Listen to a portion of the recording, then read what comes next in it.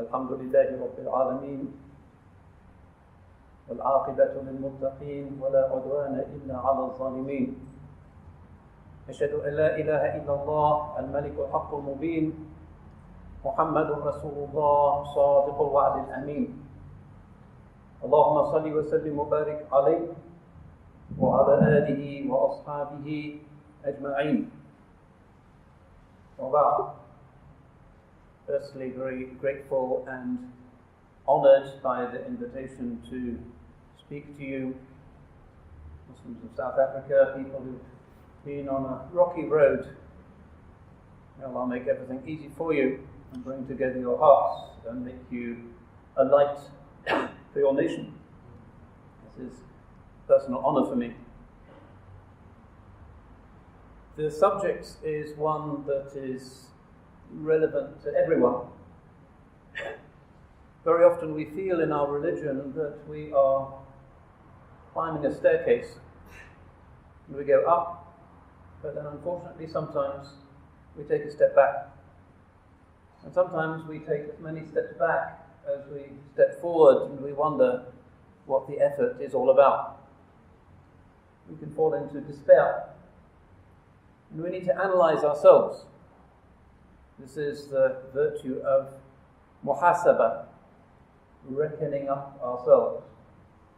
What have we done that went wrong? What went right?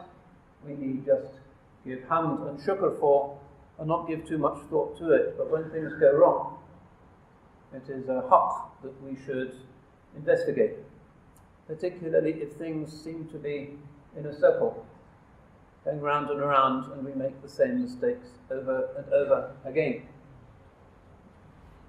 Allah subhanahu wa ta'ala has made the road of human beings to be, in principle, so straightforward.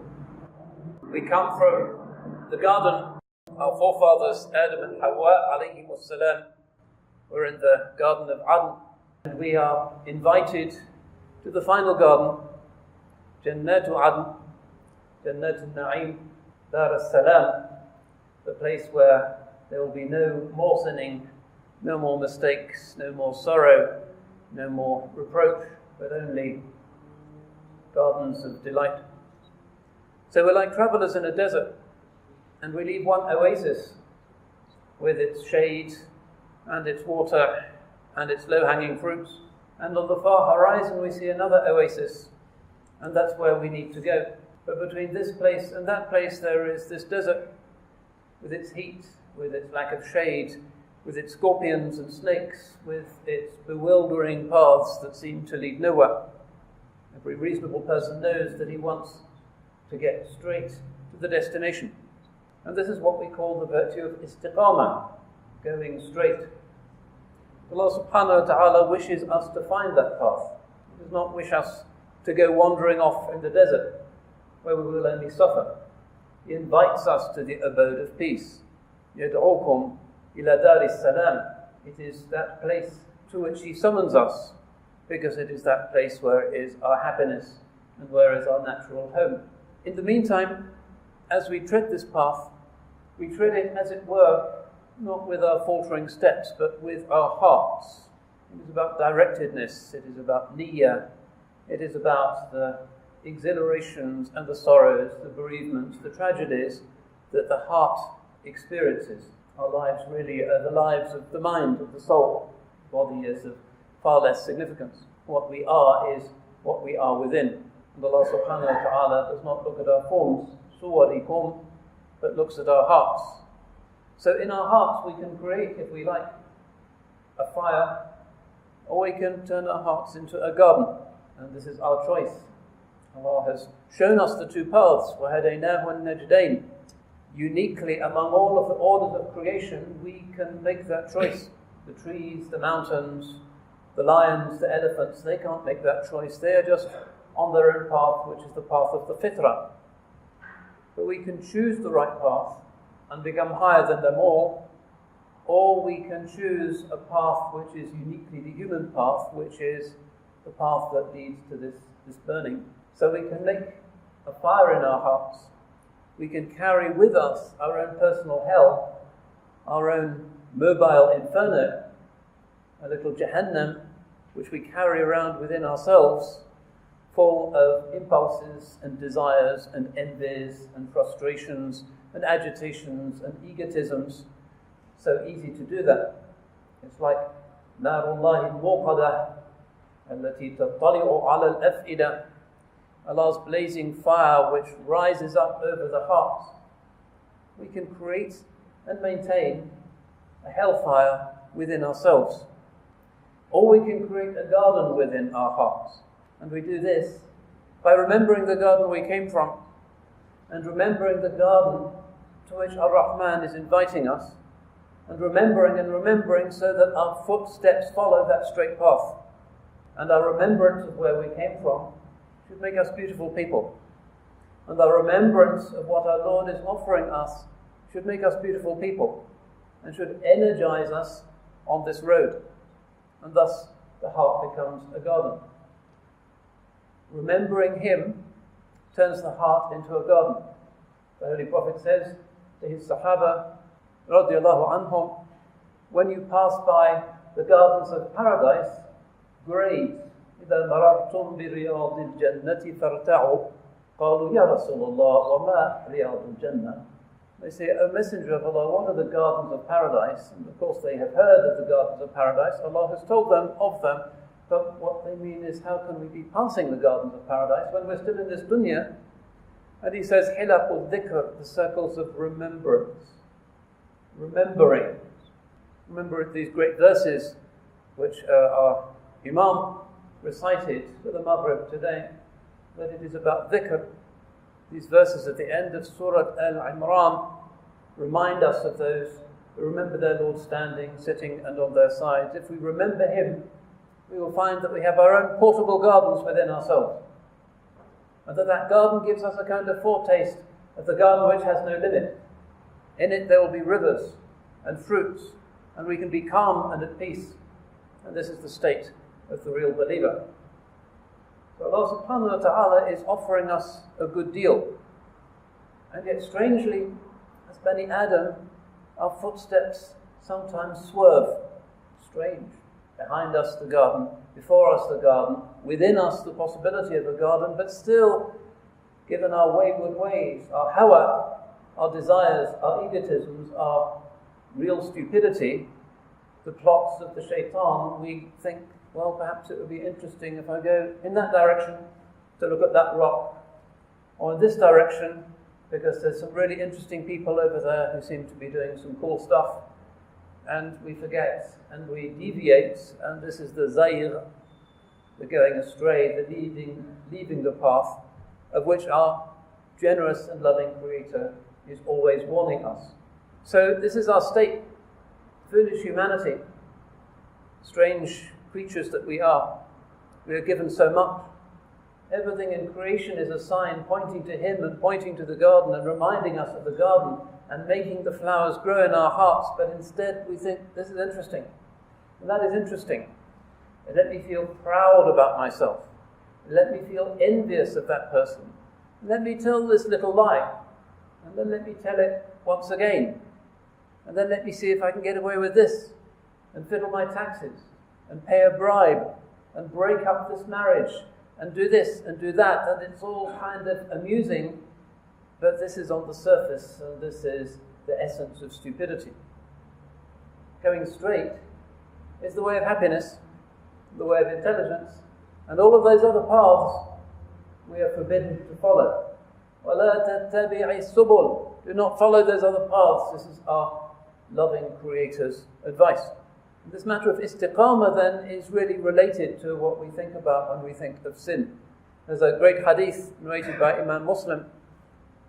روى الإمام مسلم عن سفيان بن عبد الله رضي الله عنه قال قلت يا رسول الله قل لي في الإسلام قولا لا أسأل عنه بعده أبدا. The Messenger of Allah, tell me something about Islam, after which I'll never need to ask another question. قال قل آمنت بالله ثم استقم. And he said, just say, I believe in Allah, and then go straight. This is really the essence of religion. This is one of the Jawami al-Kalim. Very often the Holy Prophet ﷺ doesn't give us the complex details of the fiqh, but gives us the essence of everything in a nutshell. And this is, in our age of social media and tweets and short attention spans, part of the blessing of Islam. The essence of it is really simple to understand. The Shahada is our creed, really simple to understand. One God, and follow the messenger, and the gardens of infinity will be yours. It's a good deal. His treasure chests are not limited. He gives without reckoning. بِغَيْرِ حِسَابٍ. It's not like the economics of dunya. Everything is on a spreadsheet. Allah subhanahu wa ta'ala gives without reckoning. And so we have to follow this straight path. So, amantu billah, I believe in Allah, and then go straight. And that's what you need. And this istiqamah comes up again, linked to iman in the Quran. إِنَّ الَّذِينَ قَالُوا رَبُّنَا اللَّهُ ثُمَّ اسْتَقَامُوا تَتَنَزَّلُ عَلَيْهِمُ الْمَلَائِكَةُ أَلَّا تَخَافُوا وَلَا تَحْزَنُوا وَأَبْشِرُوا بِالْجَنَّةِ الَّتِي كُنْتُمْ تُوعَدُونَ. Those who say, we believe in Allah, and then go straight with the istiqamah, the angels descend upon them, saying, there shall be no fear upon you, nor any grief, and be rejoiced, be joyful about the garden which you have promised. The believer should be joyful. He knows that he has come from his generous Lord, he knows he is going to his generous Lord, he knows the blessings of dhikr and of istiqamah and ta'ah in his heart. He has given so much. Be cheerful, be joyful. Ours is a way of happiness, tariq al-sa'adah. So those who say, Rabbuna Allah, our Lord is Allah, and then go straight, the treasure chest of the Almighty's jewels will be opened unto him. So this is about istiqamah, but istiqamah is between these extremes, because that desert is real, and the dunya is kind of, even though in itself it's not the reality, the hayawan, the true life to which we are invited, it looks pretty interesting. And we are weak, so weak when we think of the stupid things we've done and that we do and that we crave. It's embarrassing. So weak, astaghfirullah and astaghfirullah. Allah subhanahu wa ta'ala gives us His book to help us and His messenger to help us and these angels to help us. Angels descend upon us if we follow this istiqamah. But the danger of not following that straight path is terrifying. Something worse than death awaits us. The fire in the heart, the anguish, the anxiety, the hell within, the guilt, the miserable state, the shaqawa of the one who is not on that path but is following his pleasures and following his pleasures and following vices until he's ruined inside and may go mad. The dark spot that, according to Imam Ali, descends upon the heart of every son of Adam when he does the wrong action. And it accumulates and accumulates and accumulates until his heart is all black, like the depths of hell. Foolishness, but this is what we do. The Holy Prophet ﷺ once alarmed his companions when he said, شَيَّبَتْنِي هُودْ وَأَخَوَاتُهَا. Hud, the surah of Hud, has turned my hair grey. Hud and its sisters, other surahs like it. And the ulama have said, what is it in this surah that is so alarming and frightening that it's turned the hearts of God's best of creation, turned his hair grey? And many of the scholars say it's because of the descriptions of the fire, and others say it's because of the verse فَاسْتَقِمْ كَمَا أُمِرْتَ, which is a commandment to him, go straight as you have been commanded. One of the great ulama saw the Holy Prophet ﷺ in a dream and said, Ya Rasulullah, ma shayyabaka minha. What is it of this surah that turned your hair grey? And he says, قَوْلُهُ تَعَالَى وَاسْتَقِمْ كَمَا أُمِرْتَ. Go straight as you have been commanded. There's no excuse. The great sovereign king has unmistakably sent us the message. Follow this path. He has promised us delight illimitable. He has promised us the supreme delight of gazing upon his noble face. He is offering us and offering us and offering us. If we go off the path, this ma'siyah, this sin, this disobedience to him, it's not a little thing. It is a defiance It is a word that says no to what he is offering. It is a determination to try and slam shut the gates of his mercy. It is a locking of the treasure chest of his bounty. This ma'siyah, disobedience to the Creator, is not a little thing. We often hear about the mortal sins, as-sab' al-mubiqat. It's not quite the same as the deadly sins that the Christians talk about. It's a different category, and in fact the commentary goes much more deeply. And it's in Sahih Muslim again. That was sab' al-mubiqat, fear the 7 destroyers, the ruiners. We could say the deadly sins. قَالُوا وَمَا هُنْ. And they said, what are they, O Messenger of Allah? And then he lists them. الإشراك بالله وعقوق الوالدين وأن تزالي حليلة جارك. There's different lists. The 7 are a different 7 in different lists. And the reason for this, according to this is one of the truly great commentaries on the hadith, Imam al-Nawawi, in his commentary, he looks at this in such beautiful detail. And you can tell a great commentator because he can bring to the surface so many fawaid and signs of the prophetic genius. Because the Prophet's words are just, as it were, we see them on the surface, but the true scholars can bring out treasures and treasures and treasures from that ocean. So a mortal sin, something that takes you to hell, it really depends on the intention. And it depends on the circumstance. So there's no standard list of deadly sins. And then he goes on to say, well, what's the difference between a mortal sin, the kaba'ir, and the sagha'ir, the major sins and the lesser sins? How can we tell the difference? And there's different scholars who have different views, and he prefers the view of Imam Abu Hamid al-Ghazali, rahmatullahi alayh, who says that the lesser sins are those which are erased by the 5 daily prayers. Because of the famous hadith where the Holy Prophet ﷺ was always helping his Sahaba to understand these things, strikes a metaphor for them and says, imagine a man who has a river flowing outside his house. And he washes in it 5 times a day. هَلْ يَبْقَى عَلَيْهِ مِنْ دَرَنِهِ شَيْءٍ. Will any dirt remain upon him? And they say, لَا يَا رَسُولَ اللَّهِ. No, O Messenger of Allah. كَذَلِكَ يَمْحُ اللَّهُ بِهِ الْخَطَايَا. Thus it is that God wipes away mortal sins bil-khams, with the 5 daily prayers. He wipes away our sins with the daily prayers. This is such a great blessing, and we tend not to realize it. We go to the mosque again, we don't know beneath the surface what's happening. The rubbish that we've been doing, these black spots accumulating in our heart, Allah's generosity is getting rid of them, airbrushing them out, wiping them away as though they had never been. SubhanAllah. We don't even remember that even the simple act of wudu has this effect of wiping away some of our sins. The ghaib of all of these actions, which are immense, profound rituals, which only the surface of which we see, the batin of them we can't see.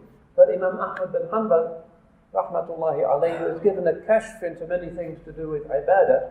One of the gifts that he was given was the ability to see sins dropping from people's limbs as they were making their wudu. And we think, oh, it's just an act. No, it's just hygiene. No, something deep is going on. All of these little things that we do, maybe hundreds of things that we have done between the prayers. You said that thing, it wasn't quite right. You were slightly discourteous to somebody. You ate a little bit too much. You looked at somebody you shouldn't have looked at.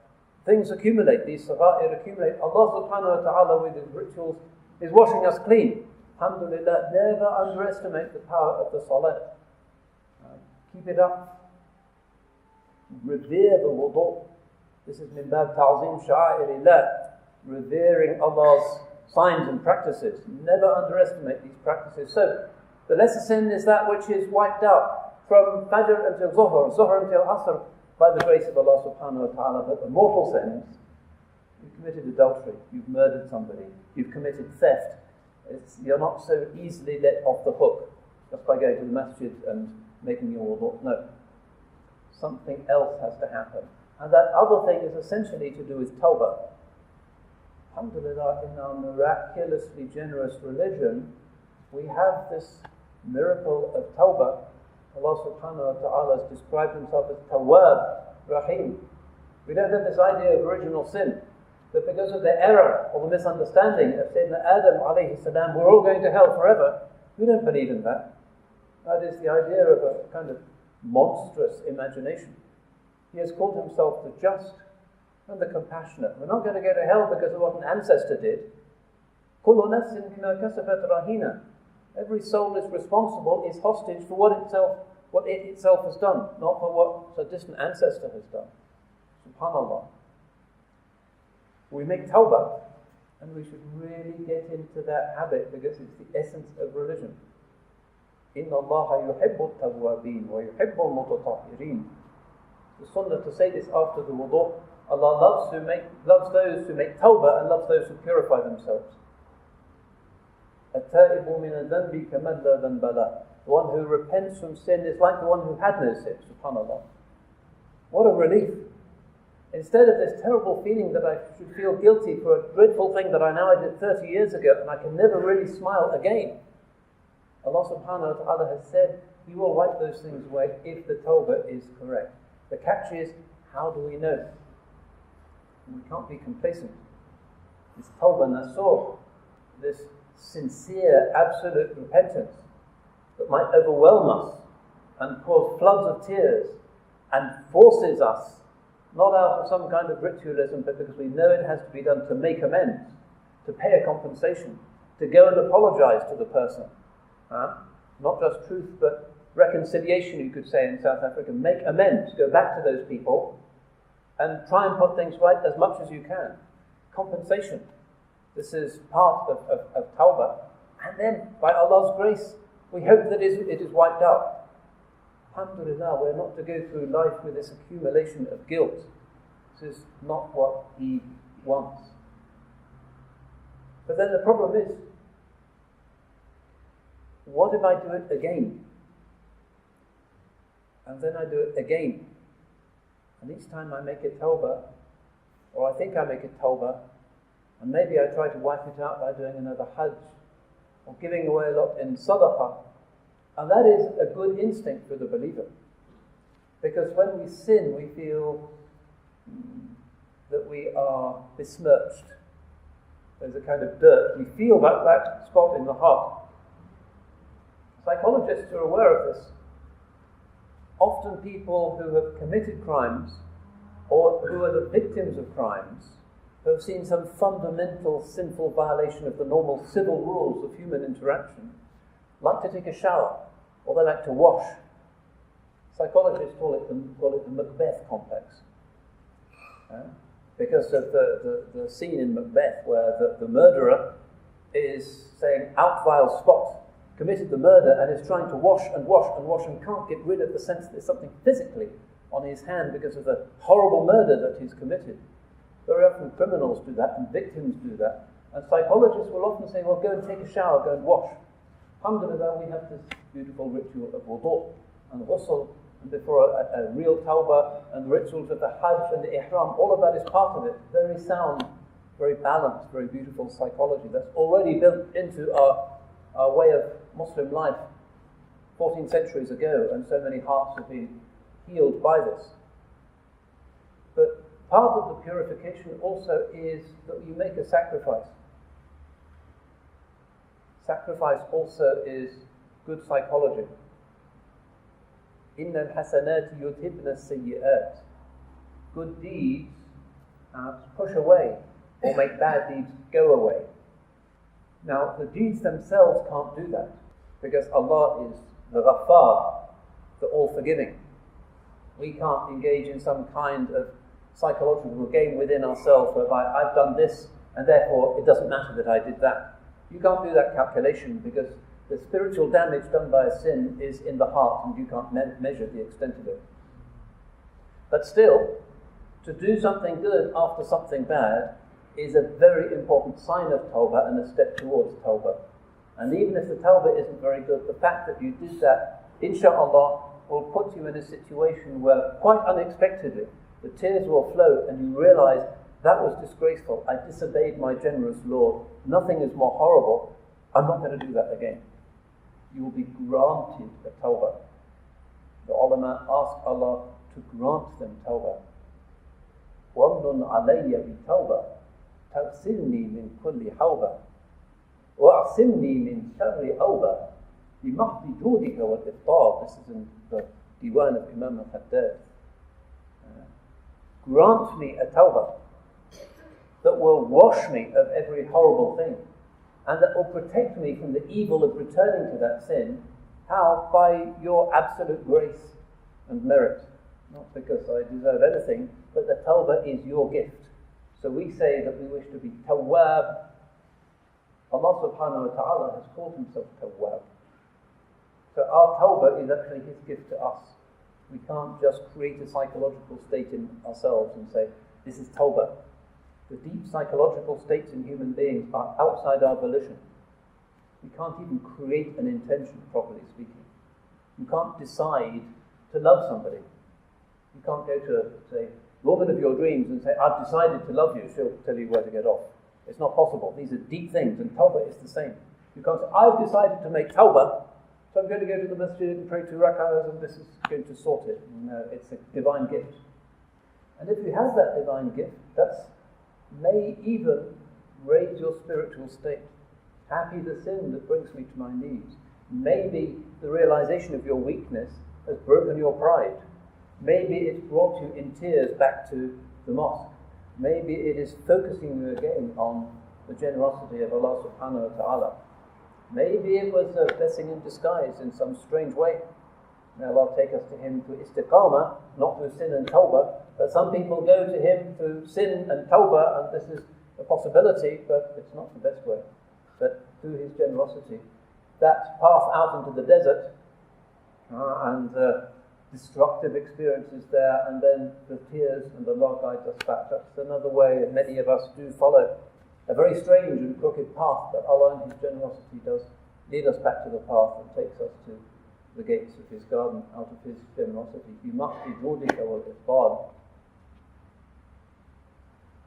So we can hope for a tawbah, and the true tawbah is one of the greatest gifts that Allah can give to a human soul.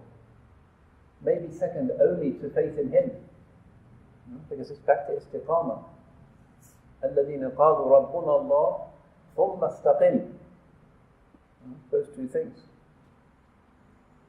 Our Lord is Allah, and then go straight. Tawheed, and then the straight path, and tawbah. Rasulullah sallallahu alayhi wa sallam says to Mu'adh, أَتْبِعِ السَّيِّئَةَ الْحَسَنَةَ تَمْحُهَا وَخَالِقِ النَّاسَ بِخُلُقٍ حَسَنٍ. Follow up an evil deed with a good deed, and deal with people on the basis of good akhlaq. This is again one of his Jawami' al-Kalim, general advices, universal advices. We should make it our constant habit when we've done something that we really knew was wrong, to do something. Even that's not going to be enough. But to signal to ourselves and to the Lord of the worlds that we have registered that we've done something wrong. So log on to a charity website and donate something. Be more generous to whoever's looking after your car. Try and support somebody to go on Umrah, do something. Alhamdulillah, the abwab al-khayr, the ways in which we can help people are pretty numerous because there's plenty of needy people. So visit somebody or go and do something positive specifically in consequence of something bad that you have done.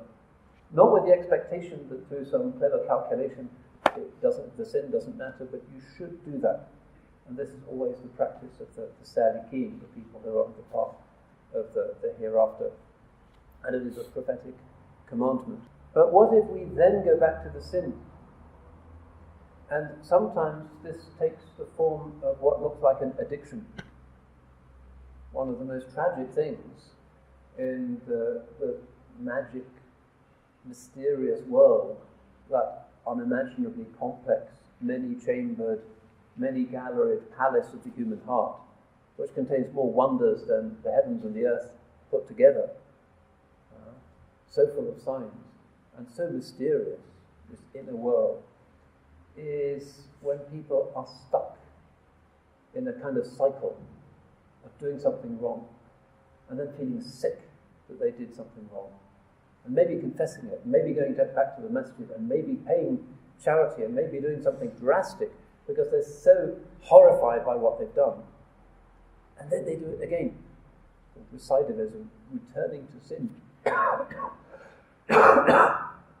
This is like an addiction. And because Allah subhanahu wa ta'ala knows that the human soul and the human brain can take different forms. Allah subhanahu wa ta'ala has not created us with identical outward forms or inward capacities. Each one is different. Part of the majesty of His created power, like no two fingerprints or retinas are the same, no two souls are the same, no two brains are the same. Some of us have certain strengths, others have certain weaknesses. And one of the rules of the spiritual path is to know what your greatest weakness is. The ancient Greeks call it hamartia, a fatal flaw. Every hero has one fatal flaw. And we should be, self-knowledge is difficult, but we should at least know what is our greatest weakness. Look at the list of mortal sins and say which of those suits me most painfully, correctly. And it's different for different people.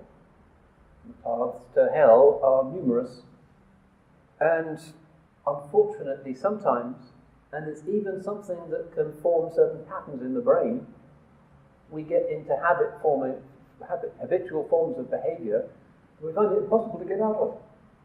Now Allah, in His unimaginable mercy, has identified the great vices that human beings can fall into and has forbidden them.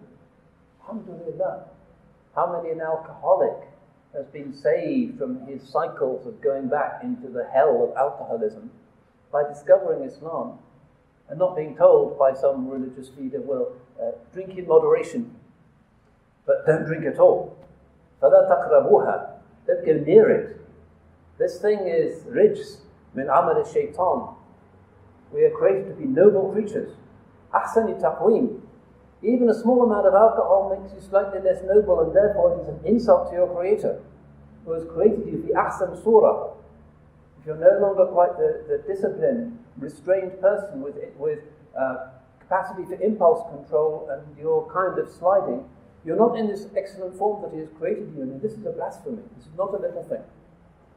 So Allah has forbidden it and saved so many alcoholics and by extension drug addicts from this terrible habit of drinking and then waking up and feeling sick and not knowing where one was the night before, and all of the disgusting consequences of alcoholism that can lead not just to the destruction of marriages and relationships and families and cause you to lose your job, it destroys your health as well. You die in a particularly sick and atrocious way. Allah in His mercy wishes His servants to be free of that. So instead of saying, well, let's drink in moderation, know how many units a week you should consume, He has said, stop, and breaks the cycle. Because the believer, in our weakness, we need clarity. Should I reach for one more glass, one for the road, another little glass of vodka will do no harm? You get sucked into the sin again, and then you wake up on the floor of the police station stinking of your own vomit, and you feel disgusted and you've done it again. No, Allah is protecting you from that by giving you the strength to remember this is forbidden anyway. Even the first glass was forbidden, and so you're protected, inshallah. That's the protection that is offering, unless you don't care and you do it anyway. Gambling. How many people have gambling addictions? It's a terrible thing. These high-value gambling machines that are proliferating everywhere. And in England, and this is particularly disgusting, the gambling shops proliferate in the poorest parts of town. That's really disgusting.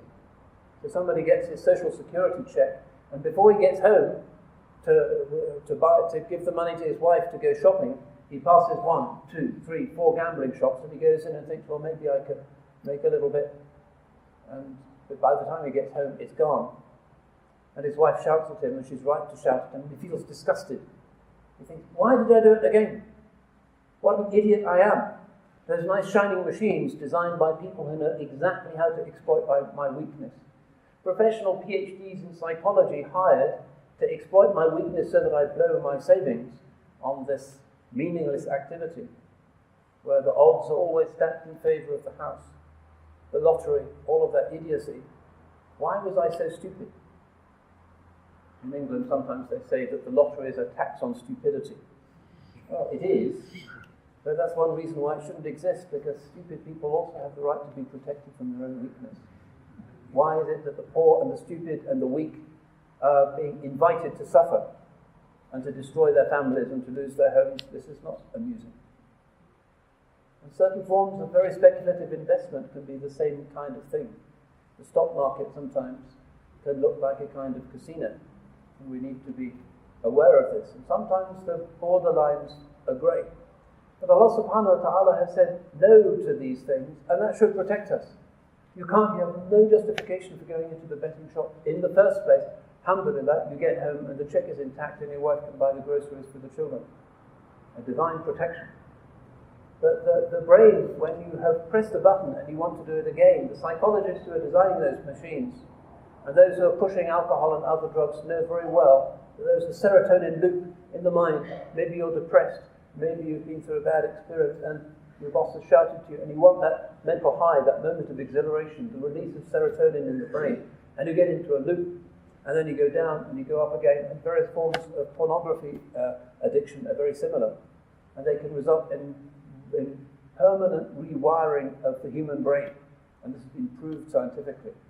And this is another of the horrible, ugly fitnas of the age, and alhamdulillah, in our religion, we know halal from haram and what to look at and what not to look at. So many protections from these cycles of sin. But still we're weak. And we make our tawbah and then we go back to that thing. What can we do? And so many people go to the imam of the masjid or to the Muslim chaplain or to the psychologist or to the counsellor and say, I can't stop doing this. I know it's haram, but I can't stop doing this. How do we help that person back to the path of istiqamah? Well, again, what we've said is that tawbah, which is the language we would use for this, is a divine gift. So the first thing we do for those people, as believers, is to make a dua for them. To ask that Allah subhanahu wa ta'ala, Tawwab ar-Rahim, should relent towards this poor person and grant him enough willpower to say no. But it's also the case that those who need inward discipline, impulse control, and the modern world has figured out that the less impulse control people have, the more money you can make out of them. You go through the shopping centre and your credit card is maxed out because you can't control yourself. There's all of this stuff that's on its knees begging for you to buy it and have this pleasure and do this, and by the end of the day you're skint and you have to work even harder and you have less time for family, and they're making money out of you, milking you because you can't control your impulses. But the basic forms of our religion, because they impose a discipline upon us, give us this basic inner capacity to say no to certain impulses. When we think, well, it's getting near the time for prayer, and I know that my Lord has said I must pray. Or you think, oh, there are all of these pleasures and nice restaurants around and cool drinks, but it's Ramadan, I can't touch those things. The taqwa and the self-restraint in what's called al-wazi' or shar', the legally inspired, revealed restraint that is established by revelation, is helping us. Ramadan teaches us lessons. And actually it teaches us a very reassuring lesson that we are capable of abstaining from things, even from basic bodily urges, which are the strongest instinct. We can say no. Oh, I feel hungry, and we need a cigarette, and we need a cool drink, and the sun is hot. We say no, no, no, until the adhan comes. And we are able, inshallah, to do this, and that should show us for the rest of the year and in other times that we are capable of saying no. Never tell yourself, I'm too weak, I'll never overcome this sin. I'll make this tawbah, but I think probably I'll go back to it. Don't say that, because you have shown through your prayers, through your Ramadan, through the other obligations that you discharged, Allah has proved to you that you are capable of saying no. You have been half dead with thirst, but you have walked past the ice cream shop. You can do that. then you can say no to a whole bunch of other sins. So be reassured. Never say you're too weak. Allah subhanahu wa ta'ala can strengthen you, and He has shown you through these blessed rituals that you are capable of being a self-possessed, dignified, honourable human being who passes by. And in Ramadan, towards the end of the month, this wonderful tajreed that we experience, this stripping away, this detachment, we hardly notice it because it's become second nature. Cravings, shahawat, from the devil's whispering within ourselves are from his weak whisperings. In the kayda shaytani kana da'ifa. The devil's plots are actually weak. And we might think, this is a mighty temptation, and I've fallen into it 100 times, and I've made tawbah 99 times, and I'm going to fall into it again because I'm so weak. The shaitan is telling you that as well. But you should know that Allah subhanahu wa ta'ala has given every member of Bani Adam the capacity to say no. And He has shown you this in your religious activities. And remember the times in the past when you said no. Another aspect of this, which is part of muhasabah, is to gain in what you might call mindfulness, self-awareness. The sinner, ourselves, when we think about doing something wrong, when there's the crossroads and we could do the right thing, that might cause us some personal embarrassment or financial loss, and there's the wrong thing, which might be kind of sweet and advantageous, at the split-second moment where we say yes or no to those things, we have to be self-aware. And the ego, the nafs, the hawa, the shaitan, at that moment throws upon our consciousness a kind of cloud. Usually when we choose the path of sin, we're not fully present. And there may even be a part of our consciousness that stops thinking carefully because it knows that if we were thinking and saying, hold on, last time I did this, I had such a terrible hangover, or I lost all of my money, that is not sensible. This is supposed to be the path of pleasure, but in fact, the pain is 100 times greater than the pleasure, so, stop, don't go that way. If we take a moment to think and to remember that this path of pleasure is like something that is superficially sweet but actually bitter, then we will be strengthened, inshallah, not to go down that path. And this is a mental exercise that we should acquire. Whenever we're thinking of doing something wrong, unless we're really vague, stream of consciousness people that go through life without really making a niyyah, just from pleasure to pleasure and egotistic state to egotistic state. But if we're people who are awake and alert and have real intentions, at those critical moments, when you think, you stop by the bar, or you think, maybe I won't do this good thing, or maybe my zakat won't come out this year, at that moment, be fully alert and remember the pain of regret and of guilt and the consequences, the ugliness of sin and the sense of impurity in your heart caused by that thing will outweigh all of the pleasure that you're gaining, and you're supposed to be an intelligent person. Choose the path of the ashab al-yamin, the right hand, because that is the way that will lead you back to istiqamah. وَلَا تَتَّبِعَ السُّبُلَ وَلَا يَعِدُكُمُ الشَّيْطَانُ. Shaitan promises nothing but ghurur, kind of deceit, misleading, takes you astray. It's just a trick, it's a caid, it's a deceit. Don't be dumb, don't fall into the deceit. Go for that in which is actually your happiness and your pleasure, which is what your Lord wants for you, and avoid that misfortune. So these are some of the ways that the ulama have indicated that our blessed revelation has given us to keep us out of trouble, to keep us on this path, to keep our footsteps safe. And it's the path of the Messenger, alayhi salatu wasalam. Allah does not wish us to fall into the holes and to be bitten by the scorpions of our desires and the rubbish that's out there. He calls us to the abode of peace. So we ask Allah subhanahu wa ta'ala to keep us on His straight path and to help us to see this path as the path of sweetness and delight, and to grant us the delight of the beauty of ta'ah, and to help us to see the ugliness of sin.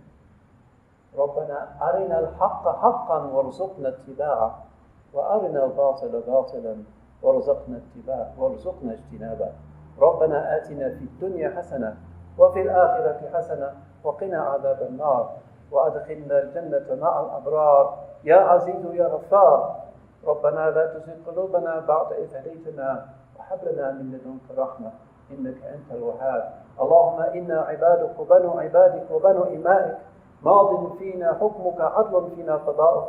نسألك بكل اسم هو لك سميت به نفسك أو أنزلته في كتابك أو علمته أحدا من خلقك أو استأثرت به في علم الغيب عندك أن تجعل القرآن العظيم ربيع قلوبنا وجلاء أحزاننا وذهاب همنا وغمنا، وأن تجعل الحياة زيادة لنا من كل خير، وأن تجعل الموت راحة لنا من كل شر برحمتك يا أرحم الراحمين.